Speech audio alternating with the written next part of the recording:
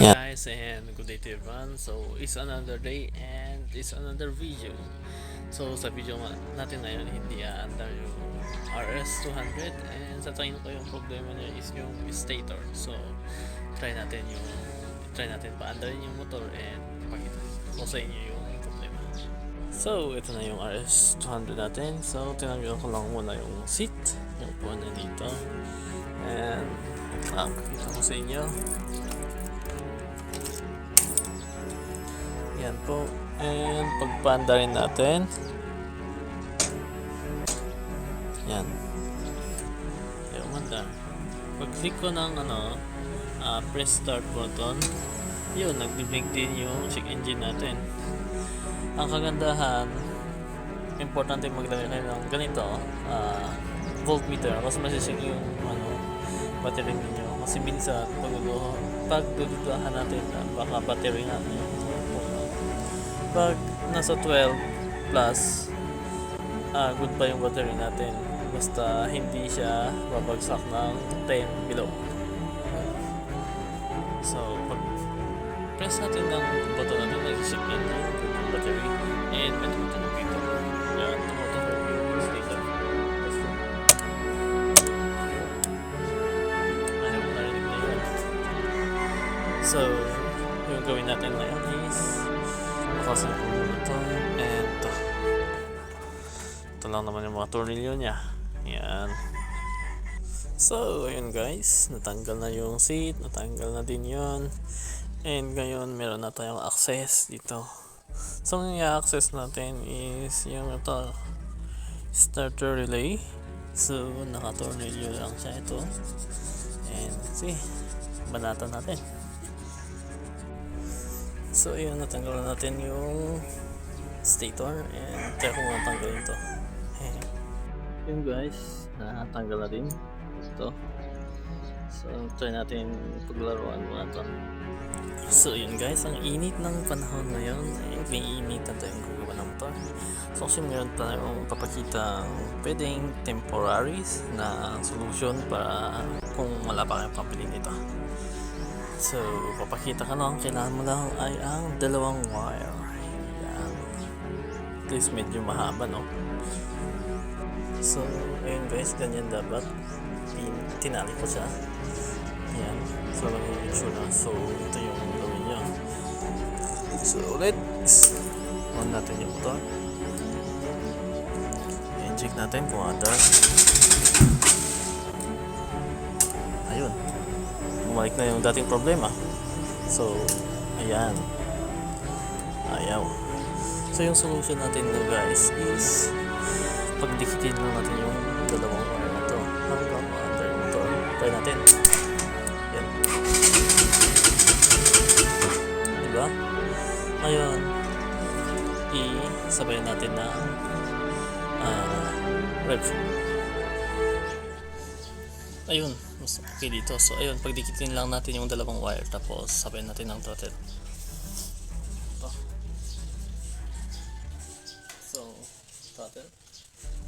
And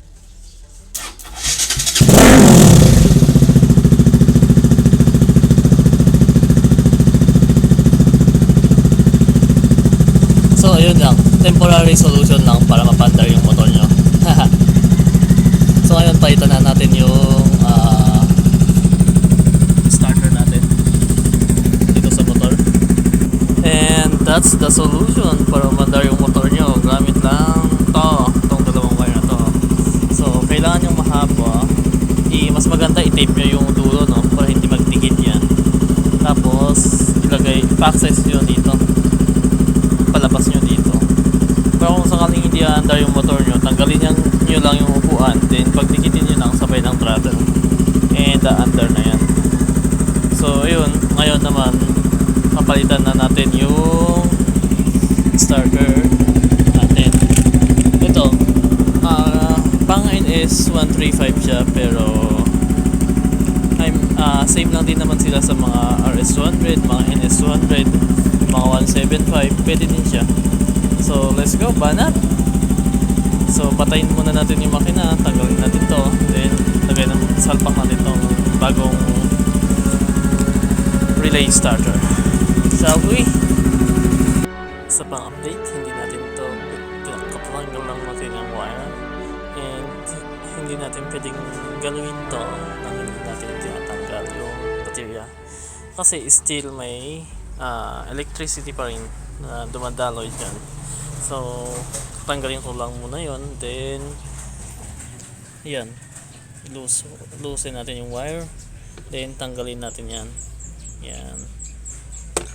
So actually meron lang siyang connection dito, yan yung blue. So actually isasalpak mo lang ganun. So yun guys, na ilagay ko na yung bagong starter natin, starter relay. Ito yung luma kanina, and nung bago ko ginilaw, tinanggal ko muna yung isa dito para at least hindi walang electric na pumapasok dito. So ngayon lalagay ko muna yung tong dalawa. Ayun, kasi sinalpak ko lang to. Yan yung sinasabi ko, salpak mo lang yan, then pasok mo na yung itong dalawa. So yan, so kung paano natin siya tinanggal yung dati na installer natin, ganoon lang din natin ipapasok itong bagong installer. So pag ganyan yung wire nakapunta, so ganyan. So ayun guys, tuloy na natin, and try natin. Lagay ko din yung wire na nilagay ko kanina para kung sakaling mamatayan man ulit, di at least meron tayong access. Haha. So ayun, ito na muna yung gawa natin ngayon. So linagay ko ulit yun. So meron pa siyang rubber dito sa baba. So tatanggalin ko lang yung rubber nito, then ilagay ulit natin. Pero also naglagay ako ng wire, which is ito, ganyan yung dapat yung itsura. Para kung sakaling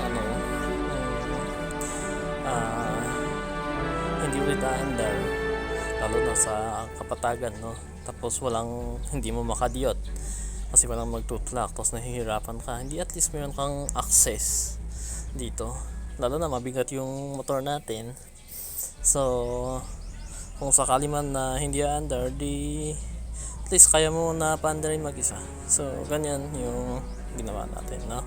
So mamaya ititape natin yung dulo na ito para hindi bigla-biglang nagko-contact sa mga metals, no? So ayan, ilagay ko lang to dito, then pakita ko lang ulit sa inyo mamaya kung anong update nito. So update lang sa ginagawa natin. So ibalik na natin yung stator kasama na yung itong wire. Ibalik na din natin yung baterya. Yan, nakasalpak na. So testing natin. Boom. And ito lang. Ganda. Testing.